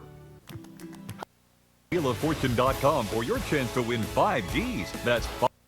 No, it's a matter of freedom of speech. She's allowed to say whatever she wants and express her opinion. And why should that affect how he makes a judgment? He's been very he's been a great justice, and he doesn't make his decisions based on what someone else says. He makes it based on the facts that are presented and the Constitution. Okay, caller, I have to leave it there. Sorry, Mr. Roth, go ahead. Yeah, I mean, I think there are 3 reasons why he should recuse. One is that there's the reasonable belief that Ginny and Clarence spoke about what was going on as this coup effort was unraveling, right? The reference to her best friend in the text message is not good, does not bode well. That's probably Justice Thomas. The second reason is that the recusal and we didn't talk about this yet, but the recusal statute, there's one last section of it, and it says that if your spouse's interests can be implicated in a case. And what does interest mean? Typically, it means financial interest. So, if Ginny was being paid somehow by the coup doers, then that implicates this part of the law. But she was clearly interested in getting this election overturned, and it would have been in her interest generally and in her financial interest. So if you have these interests that are being implicated, you as a justice, your spouse's interests are implicated, you as a justice, per the federal law, are required to recuse. So that's the second thing. And then the third thing is we're talking about reasonable people here. This is, I've been doing this for years. I can't think of a single Supreme Court ethics scandal that has been this big in my time doing this, probably maybe not even since Abe Fortas was taking side payments in the 60s. So to me, this is sort of broken through, and a reasonable person would believe that for all of the reasons we discussed, the best friend, the interest, the fact that, as I said earlier, this coup attempt would by necessity reach the Supreme Court, where a spouse would be asked to rule. For all these reasons, a reasonable person could think that the justice's integrity was impugned, that he was not partial, that he has a bias in this case. And that's what the standard is. I'm not, maybe it's not the best standard. I'll grant you that it's a little vague. The question. Words. Prime time. If you have to see it, you can watch us live. We prefer it. But if country and this government. He is the sympathizer to fascism, not Ketanji Brown Jackson. He's, and that's, I think, as much as I can say about Tom Cotton on a Family Network show. On a Family Network, you and me both, we can text what we really are, the rest of what we have to say. That's not for polite company. Elie Mystal, appreciate you, my friend. And that is tonight's readout. All In with Chris Hayes starts now. Tonight on All In, Marjorie Taylor Greene took things a step further, tweeting that Murkowski, Collins, and Romney are pro-pedophile because they voted for Judge Jackson. From QAnon conspiracies to the vanguard of the grand old party, the new Republican tactic of smearing everyone who disagrees with them as supporting pedophilia. Then, I do not need to spell out what these so-called filtration camps are reminiscent of. It's chilling. the allegations of war crimes grow as we get new insight into the chilling pretense of what Russia means when they say they want to denazify Ukraine. Plus, the January 6th committee says Ivanka Trump is answering questions about her father's role in the insurrection. Congressman Jamie Raskin joins me live. And Old Home Week in the East Room with Barack Obama's return to the White House. Thank you. Vice President Biden, Vice President. That was a joke. But All In starts right now. Merely to work off the grief from his son's death 2 years before. It made a kind of sense. He needed to get out on the road and clear his head, and a campaign was the way to do that. He knew he wasn't going to win. And for months, it seemed all but assured that he wouldn't win. Biden's first debate performance in June was widely written off as a disaster. It seemed pretty obvious he had zero chance at the nomination. And then Bernie Sanders started to win primaries. For the second presidential cycle in a row, Sanders proved to be the only Democrat in the field with legitimate grassroots support. Donors saw this and they panicked. The guy who hates billionaires? What's he going to do to Wall Street? So Sanders was unacceptable to the people who fund the Democratic Party, but there was a problem. What were the options? Pete Buttigieg and Beto O'Rourke? No. Both had turned out to be lighter than air. Elizabeth Warren? Double no. Kamala Harris was horrible on every level. Absolutely nobody liked Kamala Harris, and for good reason. So it turned out to be Joe Biden by default. Get off the Biden signs, we're all in. And of course the media got the message immediately. By the time he was inaugurated, here's what the press corps was telling you about Joe Biden. Anybody who has any connection to reality about what is going on around them should have watched that and said, the adults are back in the room. It seems as though we have a professional adult once again in the White House who's just simply doing the work. Really, the theme, I would say, is the adults are back. Still, it is a relief to have adults in charge. Now we have adults in the White House. Okay, the adults are back in the room. There is a sense, I think, the world over that the adults have returned. We have an adult in the White House now, and it's glorious. These people. Never an original thought among them. He's an adult. It's glorious. I do not need to spell out what these so-called filtration camps are reminiscent of. It's chilling, and we cannot look away. Tonight, the spokesman for Russia's defense ministry says the whole thing was staged. As Russian forces launched strikes in western and northeastern Ukraine on what they describe as military targets, residents of Busha returning to mourn loved ones. The reports are more than credible. The evidence is there for the world to see. President Biden calls Vladimir Putin a war criminal who should face a war crimes tribunal. This guy is brutal. But putting Russia's president on trial before the world is easily said, almost impossible to do. Even the UN's highest court wasn't made for that. Any decisions it makes are implemented by the Security Council, where Russia holds a critical veto. Ukraine's president appeared today looking for something much more immediate. Otherwise, he asks, what's the point? It had to be. Where, Zelenskyy says, is the security that the Security Council needs to guarantee? It's not there. Well, tonight, some action, not so much from the UN, but from the U.S. and the G7. Already, Rudabeh, as you know, humanitarian and military aid flowing Ukraine's way beginning tomorrow. Sanctions for war crimes, new ones aimed at Russia. All right, Tom Negevin at the UN, thank you. And Brian Clark is an expert in naval operations and electronic warfare. He is a senior fellow and director at the Hudson Institute. Welcome to the show. So what did Putin learn from his invasion of Crimea? Has his goal the whole time been to get Ukraine to cede the eastern region of the country in order to stop the bloodshed? Yeah, Rudabeh, I think that is largely what he was intending to do, is get them to reach a negotiated settlement that partitions off the eastern part of Ukraine and much of the south to Russia. And I think what you're seeing now is the playbook from Chechnya being used to try to convince the Ukrainians to come to the table with some more concessions for Russia. Right now, they're in the middle of negotiations, and Russia is using this even though it's tragic, as a negotiating ploy to force Zelenskyy to come to the table and admit or allow the partitioning of his country. It is just horrific. What's going through Putin's mind right now, based on your experience in the military? He's clearly a little bit surprised at the level of resistance that they received in Ukraine and the ineffectiveness of the Russian troops. I think both of those things came as a surprise to him based on what we've seen from the intelligence that the U.S. government has provided and the British government. So he clearly thought this was going to be much easier than it turned out to be.